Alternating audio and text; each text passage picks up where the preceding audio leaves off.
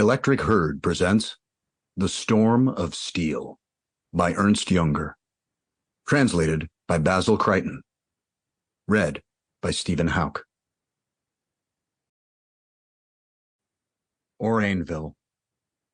The train stopped at Basincourt, a small town in Champagne, and there we got out. With unbelievable awe, we listened to the slow pulsation of the machinery of the front, a tune to which long years were to accustom us. Far away, the white ball of a shrapnel shell melted into the gray December sky. The breath of the war passed by us with its peculiar horror. Did we imagine that nearly every one of us would be swallowed up in the days when that dull muttering over there broke out into unceasing thunder, one earlier, another later?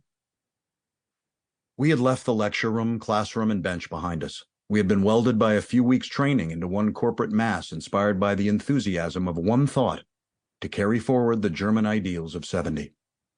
We had grown up in a material age, and in each one of us, there was a yearning for a great experience, such as we had never known. The war had entered into us like wine.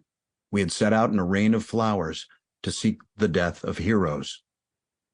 The war was our dream of greatness, power, and glory. It was a man's work, a duel on fields whose flowers would be stained with blood.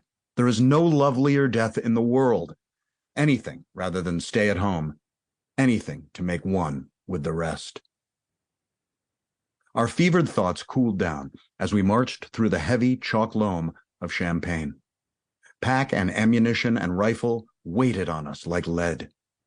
At last, we reached the village of Orainville, the rest place of the 73rd Fusiliers, a little spot typical of that neighborhood, consisting of 50 cottages built of brick or flint round a park-enclosed chateau. The traffic in the village street was strange to eyes accustomed to peace conditions. There were only a few uneasy and unkempt civilians to be seen. Everywhere there were soldiers in worn and torn coats, with tanned faces and thick beards, who went to and fro with long, swinging strides, or lounging in small groups at the cottage doors, assailed us newcomers with chaff. At one place, there was a cooker smelling of bean soup and surrounded by a ration party clattering dixies.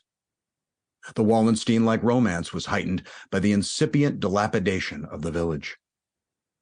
After spending our first night in a huge barn, we were paraded before the adjutant, lieutenant as he then was von Brixen, in the courtyard of the chateau, and told off to our companies, mine being the 9th. Sample complete. Ready to continue?